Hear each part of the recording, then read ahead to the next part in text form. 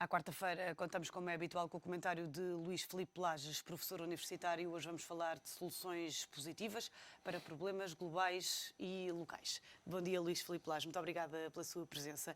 De que problemas é que estamos a falar? Muito bom dia, Sandra. Obrigado pelo convite. No fundo, estes problemas são desafios que se põem às pessoas e às organizações, tanto ao nível local como ao nível global. Ao nível das pessoas, o que nós estamos a observar é que hoje em dia estão-se a passar uma série de paradoxos. Por exemplo, como é que se consegue encontrar emprego numa altura em que a oferta de emprego tem vindo a diminuir em várias áreas? E em que a taxa de desemprego aumentou recentemente para 16,5%. Exatamente. Como é que se consegue, por exemplo, aumentar ou melhorar a sustentabilidade das famílias numa altura em que existe menos dinheiro nos mercados? Como é que se consegue criar empresas ou incentivar o empreendedorismo numa altura em que muitas pessoas não estão preparadas para o fazer? E se calhar também não estão motivadas. Ou muitas vezes estão motivadas, mas não têm as ferramentas para o alcançar. Como é que se pode promover, por exemplo, a inovação, a criatividade, numa altura em que a pressão que existe na nossa sociedade é para, digamos, combater tudo que está alinhado com o risco. Do ponto de vista das organizações, passa-se exatamente o mesmo. Portanto, como é que se pode pagar salários numa altura em que as vendas estão a cair? Como é que se pode pôr as equipas a inovar numa altura em que existe uma tendência para cortar aos custos? Como é que se consegue, por exemplo, trazer valores com valor mais acrescentado para o consumidor final numa altura em que os mercados estão muito saturados, muito dinâmicos, e as empresas têm que realmente sair com ideias altamente criativas. Portanto, e agora as respostas para essas perguntas todas. Exatamente. Portanto, existem várias formas de responder a estas questões. Por exemplo, ao nível dos problemas sociais, eu penso que a sociedade pode, através das plataformas sociais, por exemplo, ser com soluções para todos estes problemas que eu acabei de responder. Eu, por exemplo, no meu caso específico, tenho várias centenas de alunos a trabalhar na resposta a estes problemas. E depois estas informações vão ser tornadas públicas e disponíveis online. Ao nível das empresas, claramente aqui a grande questão é desenvolver uma série de metodologias, uma série de programas, treino dentro das empresas que permita que estas tornem as pessoas mais out of the box, que lhes deem a liberdade para pensar, que lhes deem a liberdade para ser criativas. E mesmo as próprias empresas podem começar a alocar uma parte das suas vendas para a área de investigação e desenvolvimento. Portanto, começar a dizer parte do meu balanço é todos os anos dedicado para investir em ideias out of the box. E certamente muitas dessas ideias vão acabar por ter um impacto no mercado. No fundo é isso que acontece em Silicon Valley, é isso que acontece na área de Boston, é isso que está acontecendo neste momento na China, um bocadinho por todo o mundo. Se olharmos para a perspectiva agora de um ponto de vista global, eu penso que a grande questão é a sociedade tem que se começar a focalizar nas soluções e menos nos problemas.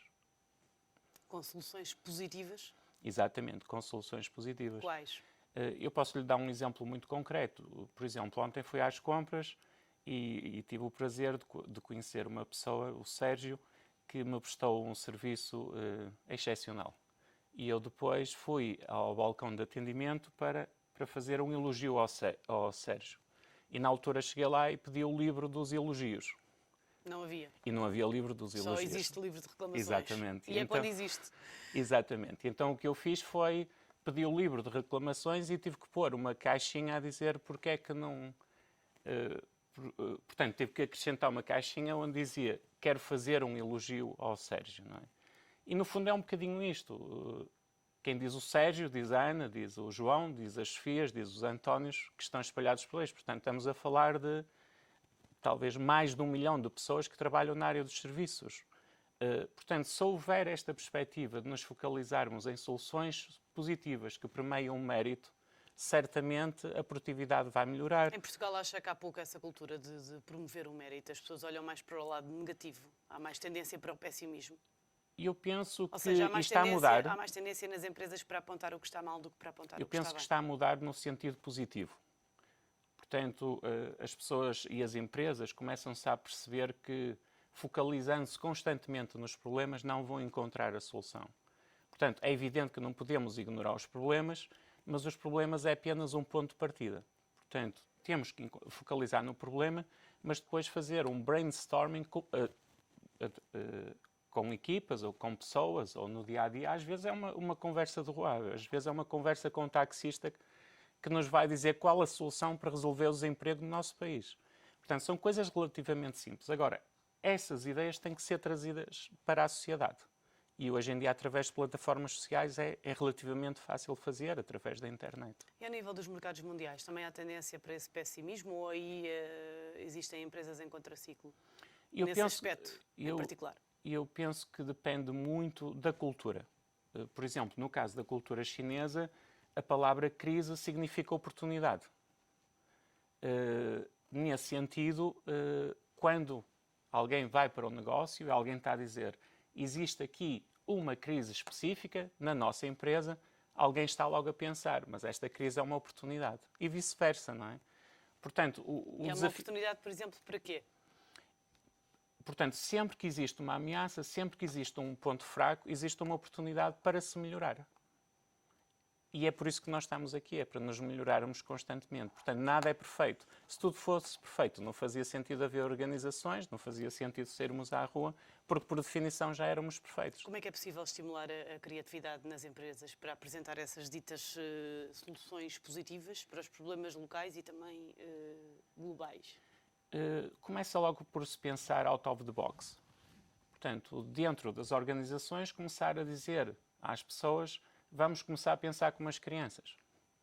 Eu penso que são soluções muito simples. Vamos pensar, por exemplo, no caso de uma empresa que esteja a desenvolver soluções para crianças, por exemplo. O que é que uma criança pensaria? Se eu quero fazer um brinquedo para uma criança, vou falar com as crianças. O que é que uma empresa faz? Muitas vezes tenta complicar o que é simples. Portanto, vai desenvolver modelos altamente complexos, balance scorecards, sair com vários meetings do board para sair com um produto.